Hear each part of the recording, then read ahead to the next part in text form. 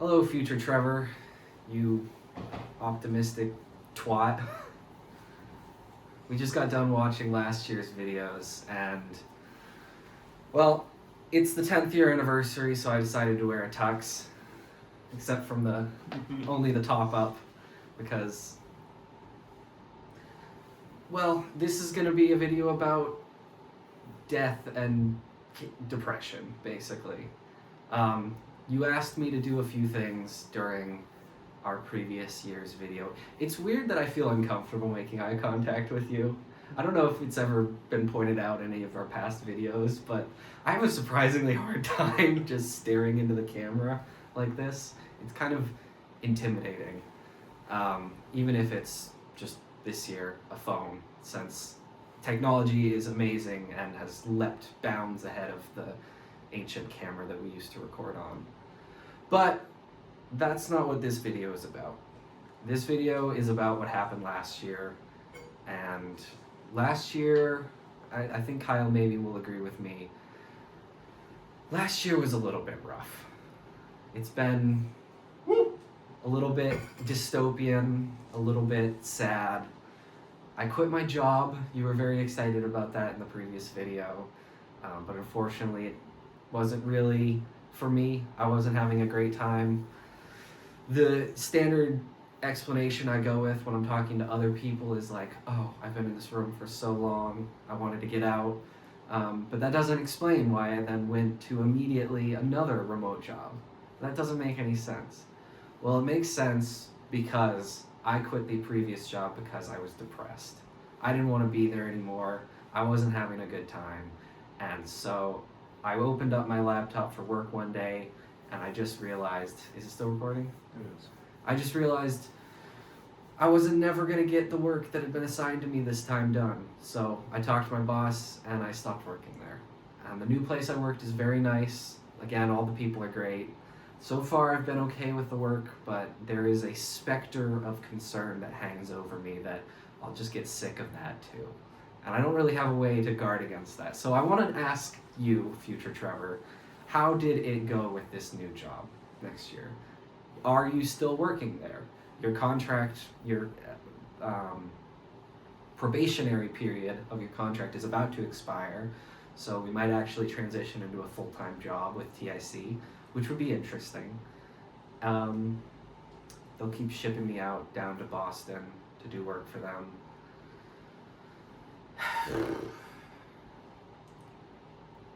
Your cousin Charles died recently.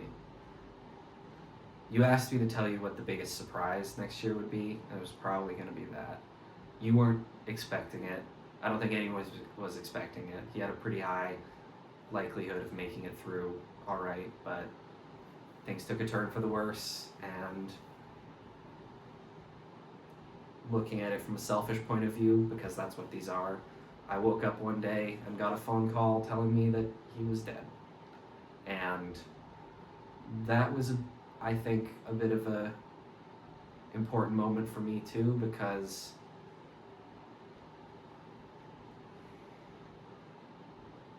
well, we have sort of a therapist confidentiality with these videos since they're not shown anywhere, but I didn't really feel anything about it at the time. And I still feel like I don't feel much about it, because that's what my version of depression is a lack of anything for that.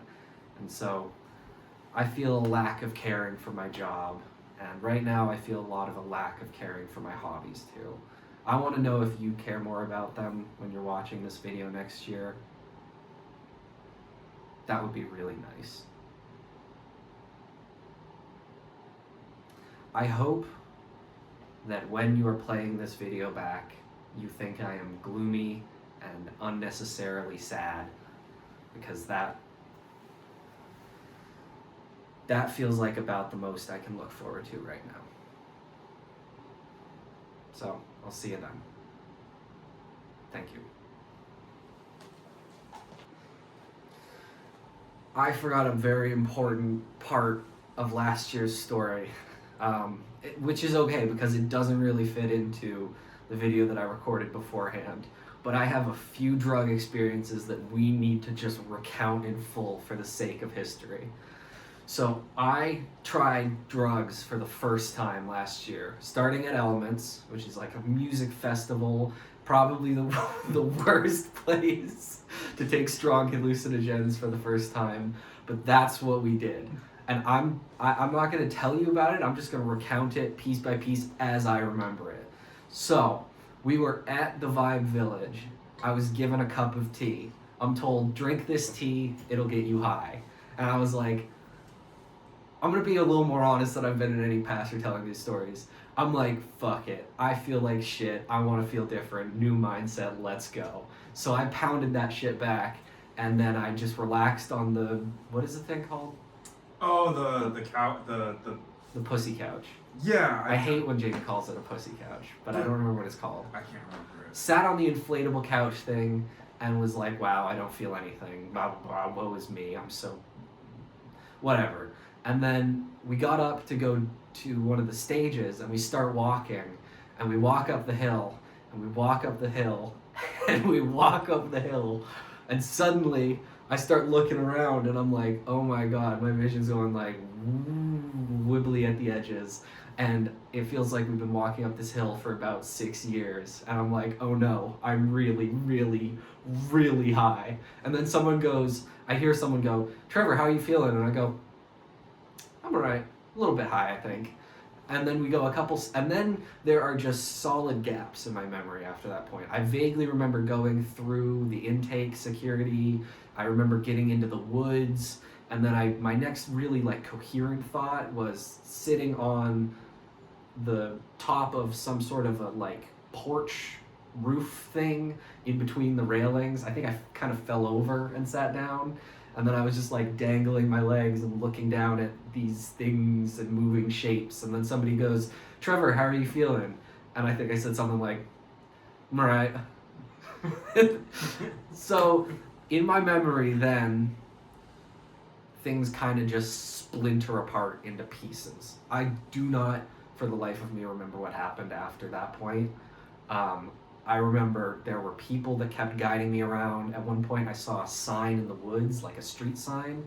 And so I was like, to prove that I have free will and am a free agent with interiority and consciousness, I have to get to that street sign. And it felt to me like I spent the next couple hours trying to get to that sign and kept getting sidetracked. But finally I made it, and I grabbed the sign and I spun around. And then I was falling out of a hammock.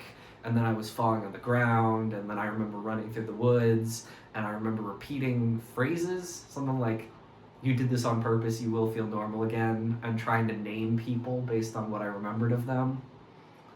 And then we're walking back to the Vibe Village. We get there, and I'm sitting there, and I still fully do not understand in the slightest what is going on, but I know the only way I'm going to figure it out is if I get away and get some time to think. So I put all my stuff in a hat, and I watched the person who had been guiding me, which was Kyle, who had angel from above, saved me from so many things during that trip. I think I almost took my pants off at one point.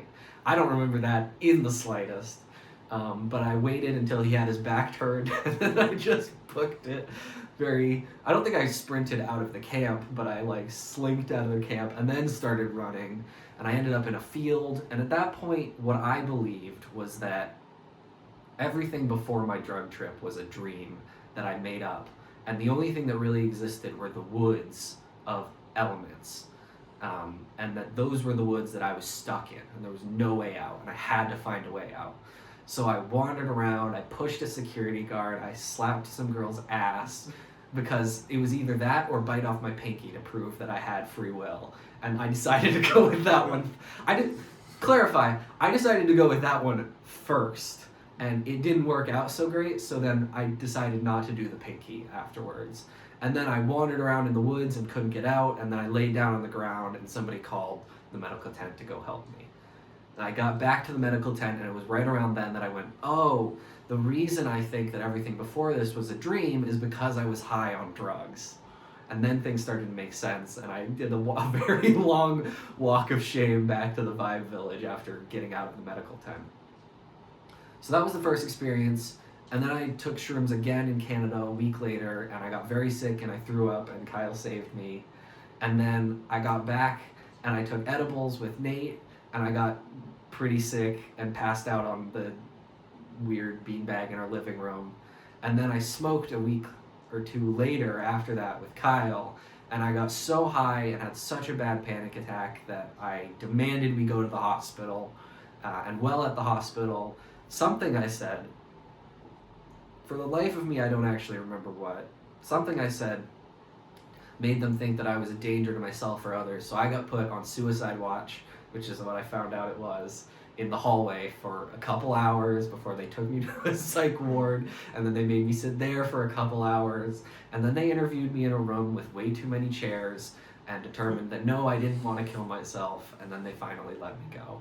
Then after that, I did what I should have done in the first place, and I titrated myself with THC and managed to kind of have a good time. What I found out is basically as I increase the dosage, nothing happens, and then I hit a certain value and I get shaky and have like freaky outy feelings. So that's been my year in drugs. I hope this was a good bonus round, and I look forward to seeing you next year. Take care of yourself. That was long.